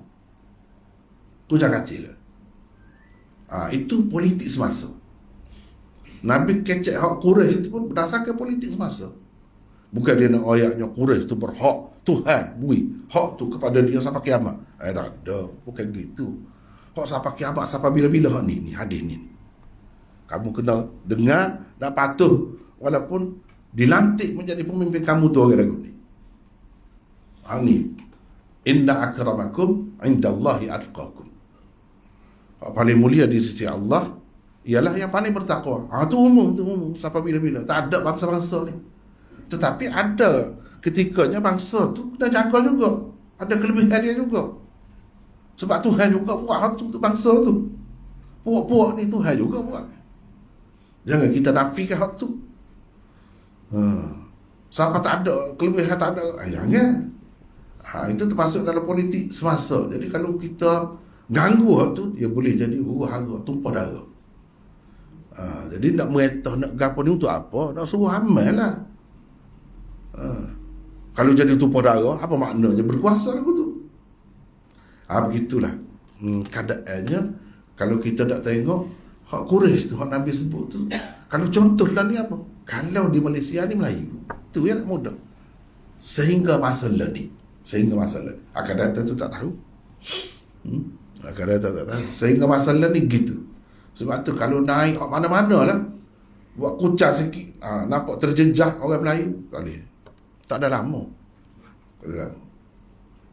Kalau itu juga dia jadi huru-hara. Itu benar. Dengan sebab itu, kalau benar pun, kalau pilihan raya lah, kalau kita kata benar, dia tak akan minta. Tak akan minta. Dan sudah jadi syarat dah tu. Kena orang Islam, kena Melayu. Jadi itu hak politik semasa. Jadi hak kita nak sini, Imam Bukhari fahamnya pemimpin kamu. Bila pemimpin ni berdasarkan hak Nabi tunjuk, hak sahabat tunjuk, pemimpin negara, itulah juga pemimpin dalam solat, dalam sembahyang. Bermakna hamba Habsyi ni pun maula ke, dia boleh jadi tu imam. Kalau boleh jadi pemimpin negara, jadi tu pemimpin apa ni solat jemaah ni orang panggil imamah sughra, imam kecil. Kalau boleh jadi imam besar, imam kecil tu kau lah boleh. Imam Bukhari faham gitu. Kau lah boleh. Takkan jadi pemimpin hak besar boleh, hak kecil tak boleh. Takkan lah betul. Kalau bekas hak besar, bekas kecil boleh masuk dalam tu. Tapi kalau bekas kecil nak sombak hak besar lah ke mana? Tak boleh tu. Banyak hukum ada aku tu. Puasa dan puasa Ramadan, kalau qada dengan niat sekali puasa dan tu masuk, boleh masuk.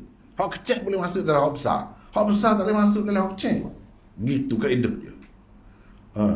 Kita berhadas kecil, pas berhadas besar, kita mandi saja, tak ambil air sembahyang, sah, boleh. Kaedah tu juga. Hak kecil masuk dalam hak besar. Hadas besar ni mandi semua tubuh kena air. Hadas kecil ni ni je. Jadi hak tu boleh masuk dalam tu. Banyak hukum, dia masuk dalam kaedah hukum tu. Begitu. Gitulah. 1433. Jumlah ni maksudnya ayat lah. Kalau kita sebut ayat ni, ayat Quran Islam tu ada ayat bahasa lah. Ka'anna ra'sahu zabibah, kepalanya macam kismis, itu merupakan kinayah, yakni kiasan kepada kehodohannya, hudud. Kiasan kepada kehodohannya. Ada juga ulama yang memahaminya dengan arti yang berambut kerinting seperti zabib. Kesesuaian hadis ini dengan tajuk babnya terletak pada sabda baginda, isma'u wa ati'u wa inistu'mila habasyiyun, dan seterusnya. Perintah Nabi SAW supaya mentaati pemerintah walaupun yang seperti itu merangkumi perintah supaya bersembahyang dengan berimamkannya juga. Ini kerana imamah sughra, menjadi imam dalam salat berjemaah, berkait rapat dengan imamah kubra, menjadi pemimpin negara dalam tradisi umat Islam, terutamanya generasi awal Islam dahulu. Itu memang begitu.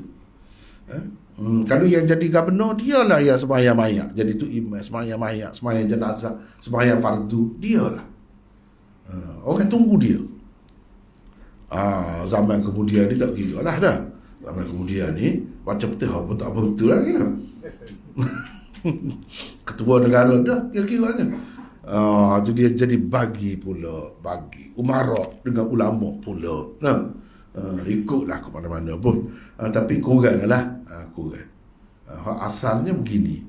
Di zaman permulaan Islam, pemimpin negara dan pemimpin negeri lah yang memimpin salat jamaah di masjid-masjid. Itulah yang dicontohkan oleh Rasulullah sallallahu alaihi wasallam dan para khulafa ar-rasyidun sesudah baginda. Pemimpin negara dan pemimpin negeri masa itu dipanggil gubernur, juga yang melantik imam-imam sebagai wakilnya untuk menjadi imam-imam di masjid-masjid. Jadi kalau orang lain pun yang dilantik oleh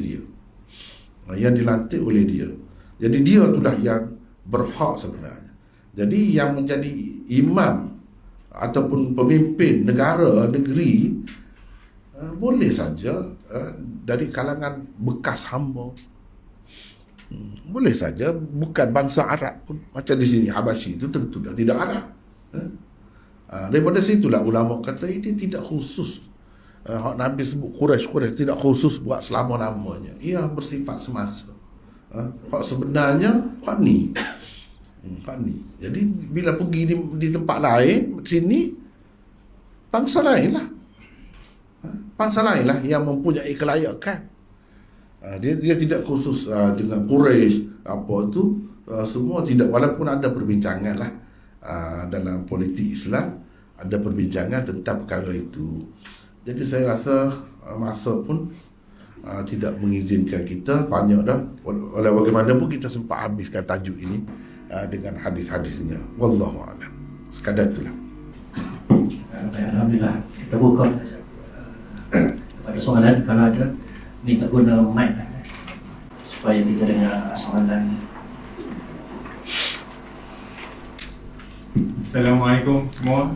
Soalannya ada dua soalan. Ya, silakan. Pertama, bila kita solat jemaah, temui kita adik kiri atau kanan ni, solat dia mengganggu kita dengan baca Fatihah ke apa kan?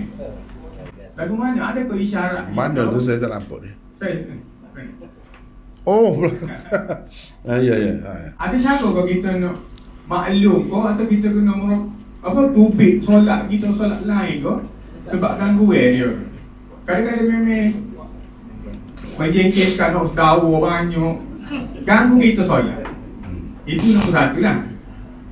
Nombor dua, berkenaan dengan hak ni tak tahu, takut jadi panjang. Tapi tanya dululah. Berkenaan dengan hadis, sahabat tanya, bilakah engkau ditetapkan menjadi Nabi? Jawabnya, Adam di antara ruh dan jasad. Terima kasih. Ya. Jadi yang pertama tadi berkenaan dengan semaya jemaah tadi tak? Baca derah di sebelah. Baca derah kau sedawa kau apa kau, kita tidak selesa Kalau ada ruang lagi di sebelah tu kosong, katakanlah sama-sama apa di masbuk, lepas pada imam bagi salat tu bangun. Jadi ramai ada orang keluar ada juga kan, sudah semaya tu. Jadi kita boleh berjalan, pergi jauh sikit. Itu cara nak mengelaknya. Satu. Yang kedua, kalau kita tak boleh pergi, misalnya ada orang lah sebelah tu nak undur kau susah kau, memang dia jadi susah lah. Kalau kita bersembahyang dengan orang-orang yang bermazhab, dengan mazhab yang kena baca Fatihah tu, dan kena baca tu pula kena dengar ke telinga sendiri. Dengar ke telinga sendiri tu dan disebi pula tu kan. Kalau hak tuli dah, hak berat sikit tu, lagu mana dah, dia jadi lagu lain dah. Dia tidak seimbang dah dia tu. Kalau orang biasa ni dia seimbang, dia tahu derah lagu mana, kau lagu mana. Sebab tu orang hak tuli ke dia kejap derah, sebab dia ingat orang sepuluh dia. Jadi ini pun satu masalah juga. Susah lah. Kena sabar lah. Kena sabar lah. Cepat-cepat kau sudah Gitu ya. Kalau nak kira kita boleh beralih, undur ke belakang ke sebelah ke kalau ada kosong, memang boleh. Itu tak ada jadi masalah lah. Seterusnya yang kedua tu, dilantik menjadi rasul itu maknanya dalam ilmu Allah Subhanahu Wa Taala. Pelantikan itu sudah ada dah. Sebagaimana kita kemudian ni, saya ni anak Yusuf. Bukan Yusuf tu anak saya. Bila tu saya gede? Bila tu saya tahu? Lama sebelum ada saya ni, sebelum ada ayah saya. Supaya bukan hak tentang kenabian tu saja. Mana pelantikan Allah. Allah nak orang ni jadi kadang-kadang sebelum jadi lagi. Allah nak orang tu jadi alim. Misalnya orang tu kaya. Itu nak cerita dalam ilmu Allah, dalam ketetapan Allah. Gitu maksudnya. Bukan maknanya Nabi pada ketika tu sudah berdakwah, sudah apa, tak ada. Itu alam lain. Alam ruh, orang kata. Alam arwah. Dia alam arwah tu banyak, bukan waktu saja. Banyak lagi kita semua ni sudah ditanya oleh Tuhan. Dalam Quran sebut, wa idh akhadha rabbuka min bani adama min zuhurihim dhurriyyatahum wa ashhadahum ala anfusihim alastu bi rabbikum qalu bala. Tu bila tu Tuhan tanya, kita pakat mengaku belaka tu. Kalau nak kata lu ni ramai mana kafir tak mengaku lah kan. Bila alam arwah. Sebab tu kita kena faham, alam ni ada banyak.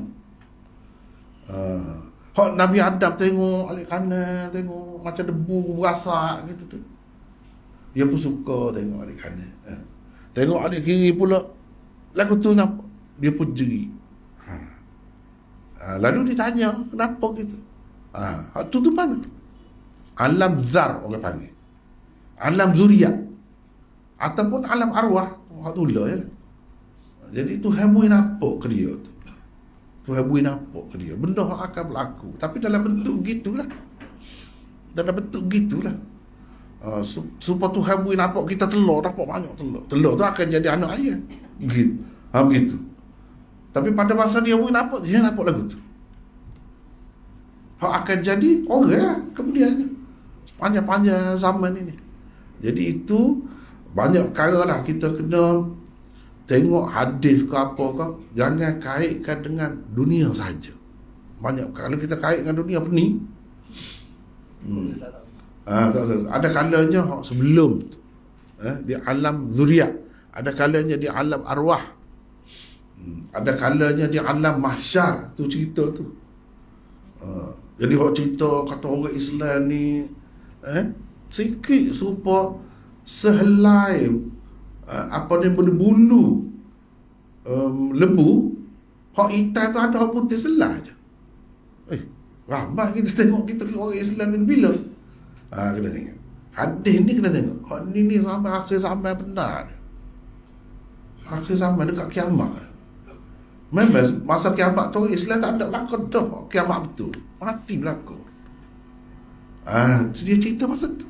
Sebab tu kita kena faham. Lepas tu kita tengok pula Ya'juj dan Ma'juj tu korek semacam nak hari korek kan dalam hadis sebut. Jadi akhir sekali dia kata insya-Allah esok kita mari kita korek pula.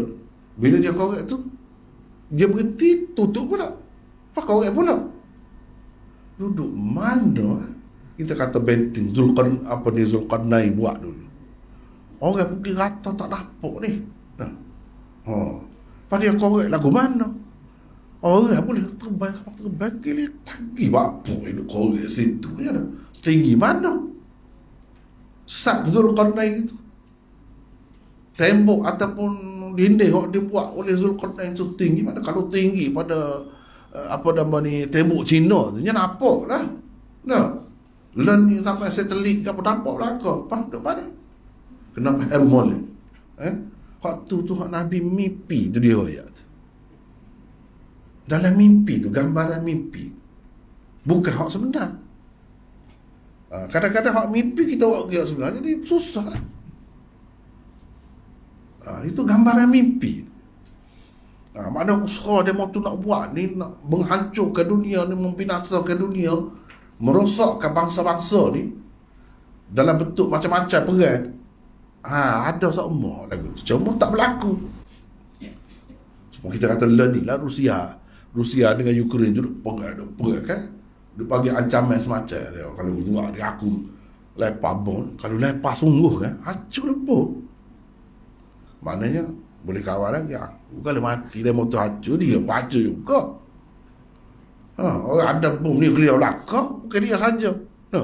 Jadi orang tu duduk tak jadi buat. Kalau kita nak gambarkan dalam bentuk lain macam mana? Jadi macam-macam Allah SWT tunjukkan kepada Nabi kita tu macam-macam. Hak tadi tu mimpi. Mana dalam Muslim, hadis Muslim. Baru selesai. Itu cara. Jangan hadis ni baca 2-3 hadis sudah selesai. Tengok belakang, tengok semua. Baru tahu cerita tu. Begitu. Wallahualam. Kalau ada anak satu soalan. Sebagaimana kita maklum, kita dianjurkan untuk mengikuti sunnah dan juga perbuatan para sahabat. Jadi asar para sahabat itu kita kena ambil tahu juga dan kena amalkan juga.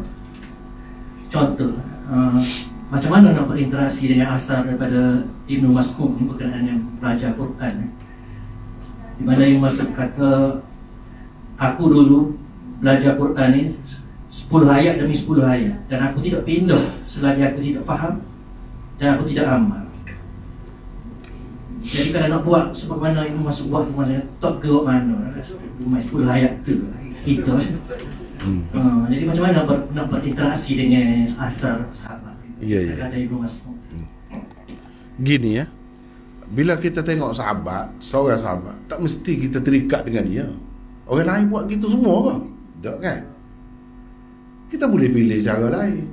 Hak mana yang sesuai dengan kita, yang selesa dengan kita, kita pilih hak tu. Jadi tak mesti terikat dengan cara dia. Tapi itu pun satu cara juga.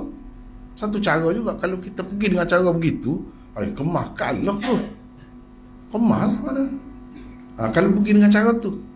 Tapi apakah mesti kita terikat dengan cara? Dah.